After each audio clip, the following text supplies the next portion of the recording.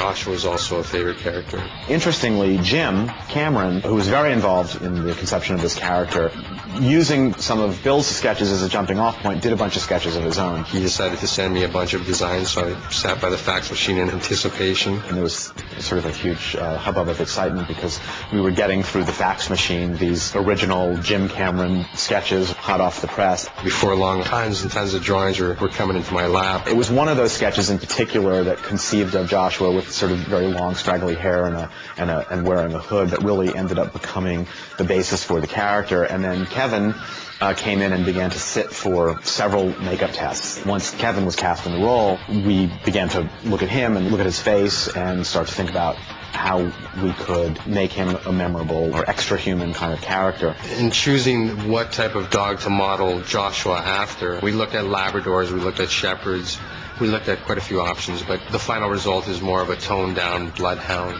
There's still a gentle nature about them, but they're a strong-looking dog. Kevin spent days sitting in Bill Terzakis' chair while we developed that, and Bill went through I don't know how many tests to get it to where, to what you eventually saw on screen. We experimented with the width and the depth of his nose and dimpling and stippling and color and trying to coordinate his hair color, the wig that he wore with his facial color. It takes pretty much too long.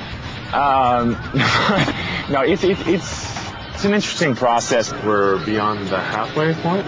They encased my head with this, I don't know what the heck it was, some kind of rubber stuff, and I had 2 holes in my nose. My entire head was covered, and then they basically took that thing off of me, and then they made like a sculpture of my head so that they can start working on different pieces and stuff, and they make this baked kind of foam thing that basically lays under my face, and they blend it into the rest of my face and enhances certain features. The guy went through like 3 hours of makeup every morning and an hour and a half to take it off every night, and I respect him to no end for that. One of my major concerns was not to pile on too much rubber on the face, to keep it quite thin so the actor would be able to bring across the most movement through the prosthetic piece. He wore canine teeth, essentially. He had an upper plate that he would have to wear, and that affected his speech. And another part of the makeup process was to figure out how to shape that in such a way that it wouldn't restrict him so much as an actor, but he began to kind of incorporate and use that in his speech. To be able to bring so much personality behind a prosthetic mask is not an easy thing to do. Just working with it and with facial expression and how it all moved with my face and stuff, I realized that,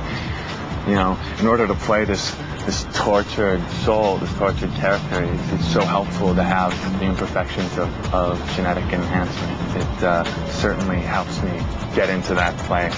I know who you are. I love who you are. That matters. At least I hope it does. It matters. I consider Dark Angel to be a very rewarding experience. It allowed us to build so many new characters and to refine our skills. It was a very collaborative effort from all departments to make the creatures look good. I really enjoyed working on the show, and I feel that the crew here just did a tremendous job, and I very much liked all the characters that came out of the shop.